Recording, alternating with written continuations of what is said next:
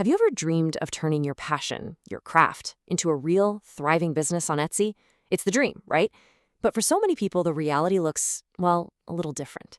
So let's get into it. Who is really making the money on Etsy? And more importantly, how are they doing it? So let's just cut right to the chase, shall we? Can you actually get rich on Etsy? We've all seen those success stories that make the headlines, but what is the day-to-day reality for the average person trying to sell their creations? Let's take a look at the actual numbers. And, well, the numbers tell a really interesting story. The median monthly income for an Etsy seller is $574. Now, what that means is that half of all sellers make more than that, and half make less. It's a fantastic side hustle income, no doubt about it, but it's a far cry from a fortune. So, what gives? What's the big difference here? What is the secret that separates those top earners from pretty much everyone else?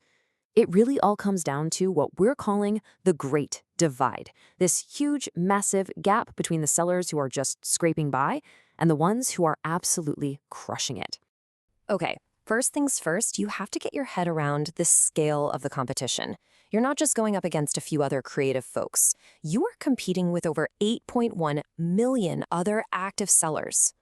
And those 8.1 million sellers, they're offering over 100 million different products. Just try to imagine being a buyer, wading through that ocean of listings, trying to find something. Standing out isn't just a nice idea, it is literally everything. You know, this quote from a real seller says it all, doesn't it? 10,000 views and not a single sale. It's just heartbreaking, and it proves that this isn't about a lack of creativity or a bad product. It's about a lack of strategy. So what is the winning strategy?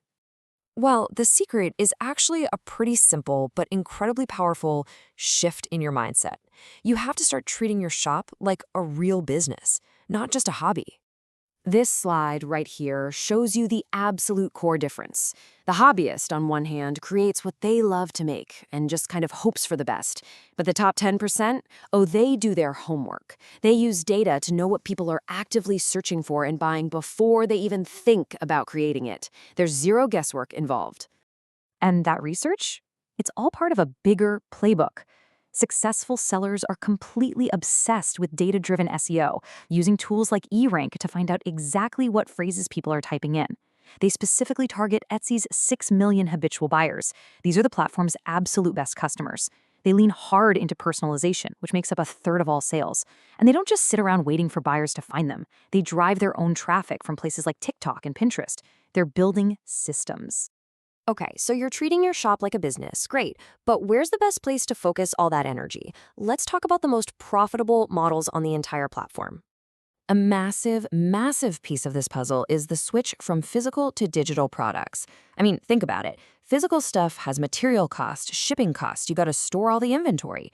But digital products, you create it one time and you can sell it forever, an infinite number of times with zero inventory and zero shipping. The profit margin is just huge. And if you want to see the mind-blowing power of digital products in action, just look at this number. One seller with one single digital product pulled in $115,000 in 1 month, all by themselves. So what was this incredible money-making product? It was a simple budget template. That's it. But the magic wasn't the template itself. It was the targeting. The seller knew exactly who their ideal customer was, and they aimed everything they did directly at them. That intense focus is what made all the difference in the world. All right, knowing what to do is super important, but knowing what not to do, that's just as critical. So let's flip this whole thing around and look at the 5 most common mistakes that cause so many Etsy shops to just fail. These are the traps that so many well-meaning sellers fall into. First, terrible SEO. If you don't use all 13 of your tags, it's like turning down free advertising from Etsy. Second, bad photos. If your visuals aren't professional and eye-catching, buyers are just going to scroll right on by. Third, completely ignoring the costs, and we'll circle back to that one. Fourth, copyright infringement. This is a surefire way to get your shop shut down fast. And finally, a total lack of originality, especially just flooding the site with generic AI-generated stuff. Okay, let's talk a little more about those hidden costs. When you add up the listing fees, transaction fees, payment processing, plus any ads you might run, you can easily lose up to 25% of your revenue right back to Etsy. If you don't factor that into your pricing from the start, you're going to find yourself working really hard for very little profit. So after all of this, what is the one big takeaway? After digging through all the data, the strategies, the common mistakes, it all really boils down to one simple, powerful idea. A lot of people hear about digital products and their minds immediately jump to passive income. But honestly, that idea is mostly a myth. The real goal here is to create a systems-driven income. And what that means is building a smart, efficient business that, over time, can run with less and less of your direct, hands-on involvement. It's about working smart now, so you don't have to work quite as hard later on. Which really leaves us with one final question for you to think about. Is your Etsy shop a wonderful outlet for your creative side? Or is it a business designed from day one to be a profitable, system-driven enterprise? The answer to that single question will define your entire journey on the platform. So that's the inside scoop on who's really making money on Etsy. It isn't about luck. It's all about strategy. It's about treating your passion like a real business.